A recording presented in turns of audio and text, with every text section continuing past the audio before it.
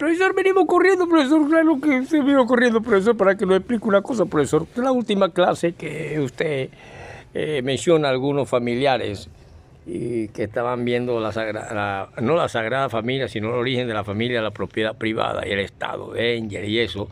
Que usted nos da unas cuestiones así de sopetón, pero que ya usted nos había explicado las cuestiones de la barbarie, el salvajismo, y así hasta que se llega a un estado de civilización, que es cuando aparecen la cultura egipcia y entra el panfleto de la civilización por el conocimiento de la escritura.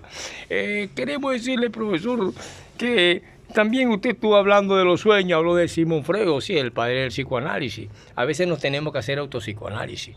Y que usted también mencionó, don Daniel, que sí, que tiene que ver con las cuestiones de profetas mayores y hay otros menores en la famosa cultura antigua, y que para ver estas cosas nosotros tendríamos que ver también por qué usted, profesor, nos dice y nos habla de que usted, ¿por qué conoce tantas cosas antiguas, profesor?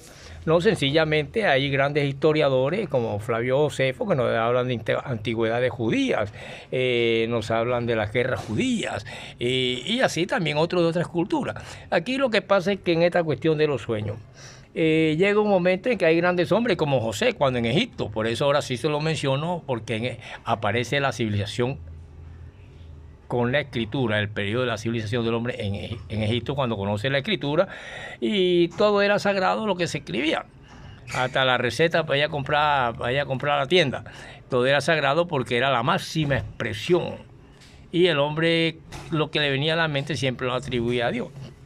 Bueno, profesor, ¿y entonces qué dice de ese José? Bueno, tiene que ver también con sueños, pero los sueños tienen su clasificación. Ya le dije que provienen de cuestiones físico-psíquicas y provienen de cuestiones ya, cuando vemos acá estas cuestiones de José y esta gente, ya entramos a la teología, y por eso un aplauso al Papa de Roma, actual Francisco, porque es el hombre que hasta ahora, para mí, le ha dado la configuración humanística que realmente es del Cristo, y que esto nos determina las cuestiones de inmortalidad. ¿Cómo así, profesor? Bueno, si ustedes se dan cuenta, cuando Alejandro Magno tuvo un secretario y él le dijo al secretario que escribiera que él era inmortal, para entender esto de inmortalidad. La palabra inmortal lleva una preposición en, estamos en literofilosofía, y lleva la palabra o la voz o la locución mortal. Y todo eso tiene que ver con muerte. Entonces, la partícula in, la preposición, está diciendo no mortal, o sea que no muere. Pero ya hablando de muerte física, es otra cosa. Por ejemplo, Diomedes Díaz es inmortal. Daniel Santos es inmortal porque en su cuestión subjetiva, después de una vida física, en el mundo de ese arte de la canción, todavía se siguen escuchando sus cosas. Jesucristo estuvo en la época del primera etapa, del 05 al 28, más o menos, algunos dicen que no, que es otra, pero sin embargo en esa época aparecen unos saduceos que enfrentan, y nadie sabe en qué momento apareció la época de los saduceos. Simplemente Josefo lo señala como una época en que se tienen de adversario a los fariseos. Entre ellos hay los que creen en la resurrección, no creen. Algunos creen en espíritus, en ángeles y esta cuestión, y por eso uno debe decir que Juan el Bautista era un ortodoxo conservador, porque creía en que el Espíritu Santo se le posó al Señor en el muerto, que tal, que una cantidad de cosas que forman parte de esa antigüedad, de esa cultura. Aquí lo que le queremos decir que la partícula in es no mortal.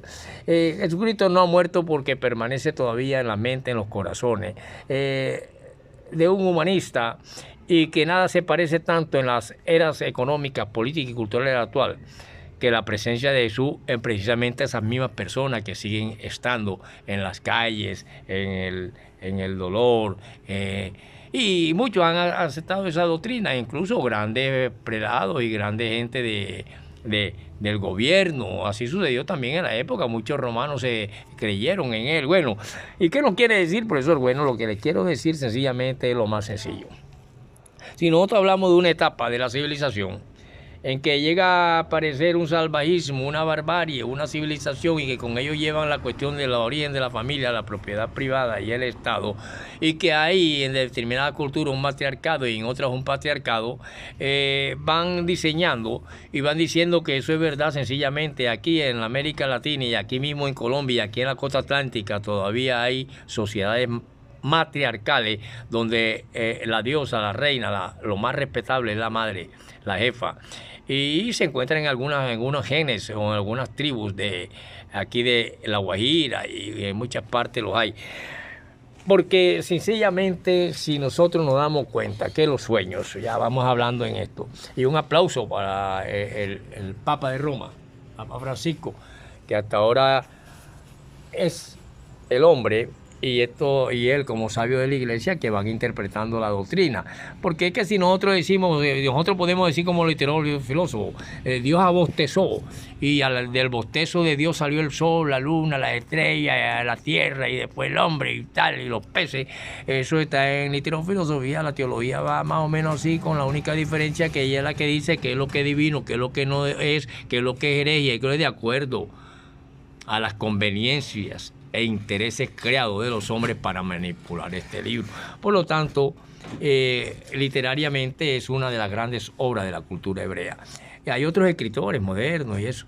Tenemos entonces el caso que los sueños no es más que un conjunto de sucesos o escenas que alguien se representa, ojo, que alguien se representa mientras duerme.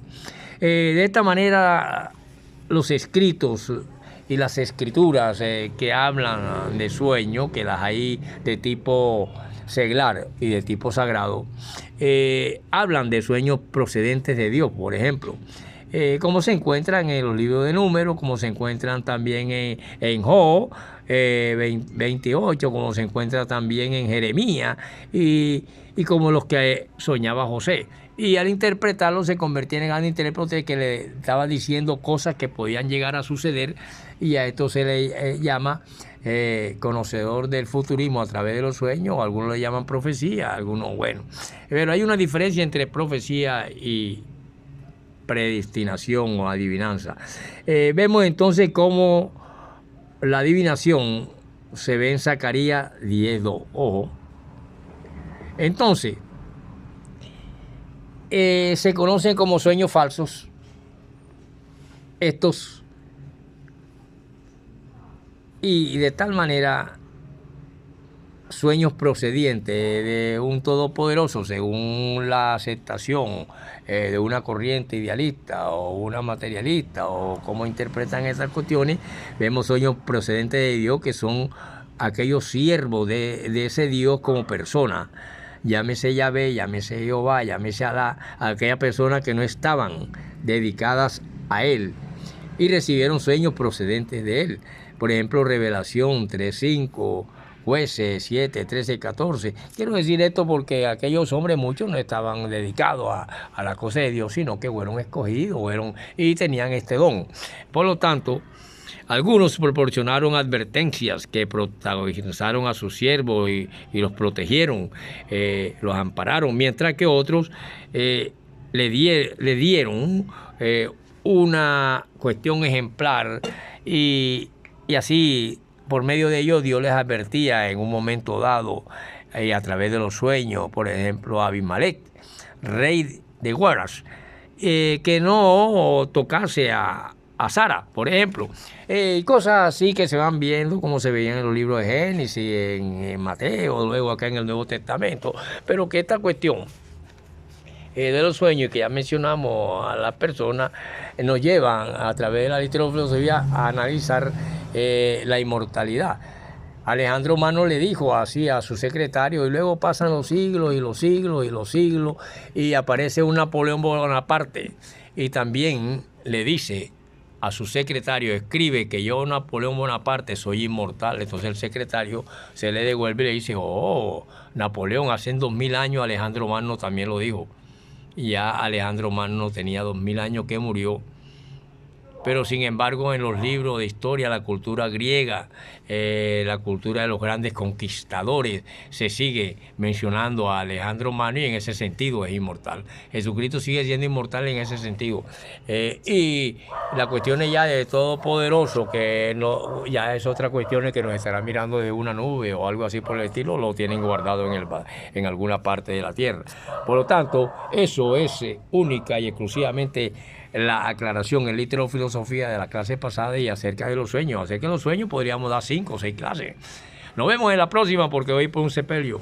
Porque anoche soñé que ya me quedan también pocos días. Pero he cumplido a lo que he venido a esta tierra. Aplausos al Papa de Roma.